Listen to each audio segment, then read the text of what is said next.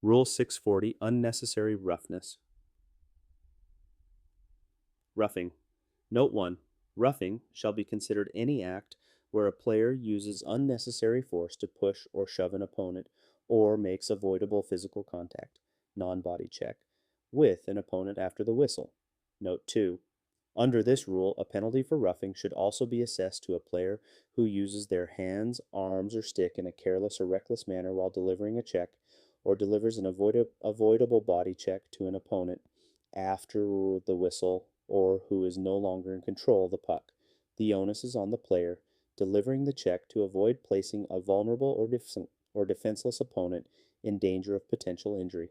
A minor or double minor penalty shall be assessed to any player who is deemed guilty of unnecessary roughing, as outlined in Note 1 above.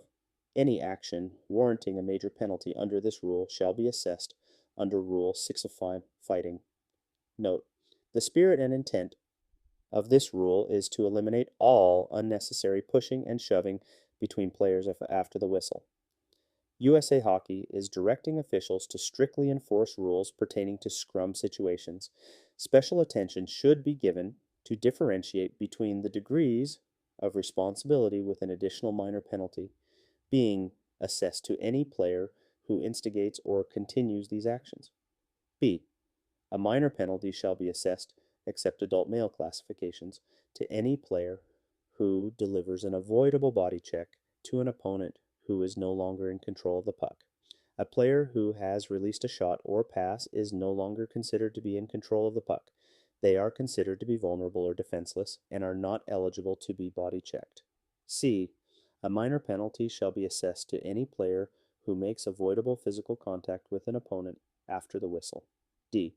A minor penalty shall be assessed to any player who delivers a body check with no effort to gain possession of the puck and the blade of the player's stick is above the knees. E.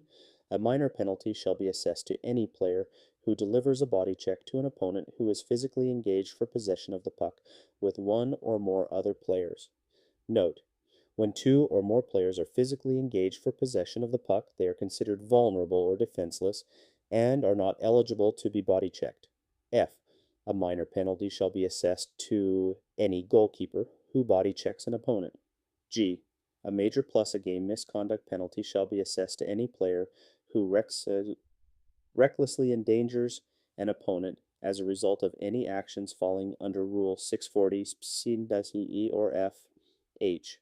A match penalty for reckless endangerment may also be assessed under subsections B, C, D, E, or F of this rule. Situation 1 may. A referee assess a major plus game misconduct penalty for roughing in lieu of a major plus game misconduct penalty for fighting. No. Rule reference 640A.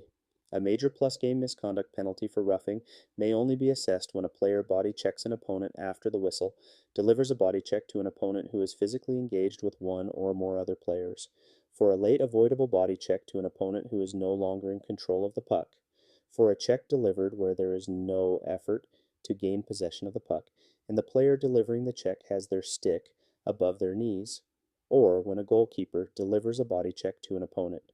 In each instance, the major plus game misconduct or match penalty shall be assessed if the player recklessly endangers their opponent. Situation 2. How much pushing and shoving should the referee allow after the whistle before assessing penalties? The spirit and intent of this rule is to eliminate all unnecessary pushing and shoving between players after the whistle. USA Hockey is directing officials to strictly enforce rules pertaining to scrum situations. Rule reference 640A and note: officials should enforce any unnecessary contact after the whistle with a strict penalty standard. When at all possible, the aggressor should be identified and assessed an additional minor penalty in order to hold them accountable for starting the situation. Oftentimes, officials will only assess penalties after several warnings, or after a player retaliates, in which case they go back and assess one minor penalty to each player, even though they had no intention of assessing the first penalty until the retaliation occurred. This approach discredits the officials and will only create more problems later in the game. Situation 3. What is the USA hockey interpretation of illegal body checking to a player who is no longer in control of the puck? Any avoidable check delivered to a player who is no longer in control of the puck. Rule references 640B and glossary. A player who has released a shot or pass is no longer considered to be in control of the puck. They are considered to be vulnerable or defenseless and no longer eligible to be body checked. An avoidable check is when the player delivering the check has an opportunity to avoid contact once it is realized the opponent no longer has control of the puck. If the check is deemed to be unavoidable, the player delivering the check still has an obligation to minimize contact and not endanger a vulnerable or defenseless opponent. The concept of finishing the check is one that is meant to intimidate or punish the opponent and has no place in youth hockey. Provided this check is avoidable, it must be penalized in every instance. Situation 4. What degree of force is needed in order to assess a penalty for making avoidable physical contact with an opponent after the whistle? No force is needed. Rule reference 640C. The key is avoidable and unnecessary contact, regardless as to how much force is used. There is no purpose for making any deliberate contact with the opponent during a stoppage of play, and this action must be penalized strictly. New. Situation 5. A player delivers a body check with their stick waist high, even though the stick does not contact the opponent. Should the referee assess a penalty for roughing? Yes. Rule. Reference 640D. The location of the stick at waist height indicates that there was no effort to gain possession of the puck, so therefore the check is deemed to be illegal, even though the stick did not contact the opponent. The primary focus of a body check must be to gain possession of the puck, and therefore the stick must be below the knees. A minor, major plus game misconduct or match penalty must be assessed. New. Situation 6. Two or more opposing player are physically engaged in an effort to gain possession of the puck along the boards.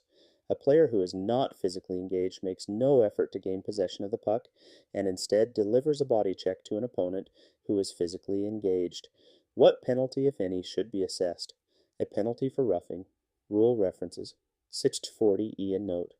Players who are physically engaged to win possession of the puck are considered to be vulnerable or defenseless and therefore are not eligible to be body checked. A minor, major plus game misconduct or match penalty shall be assessed in every instance when a player delivers a body check to an opponent who is physically engaged for possession of the puck with two or more players. New. Situation 7. Is a goalkeeper allowed to body check an opponent? No. Rule reference 640 F. Just as a goalkeeper is not considered fair game, a goalkeeper is not allowed to step up and deliver a check to an unsuspecting player. There are times when it is acceptable for a goalkeeper to engage in competitive contact with an opponent in an effort to gain possession of the puck, but a goalkeeper delivering a body check to an opponent with no effort to gain possession of the puck is unacceptable. A minor, major plus game misconduct or match penalty for roughing must be assessed. New. Situation 8. May a match penalty be assessed under the roughing rule? Yes. Rule reference 640G.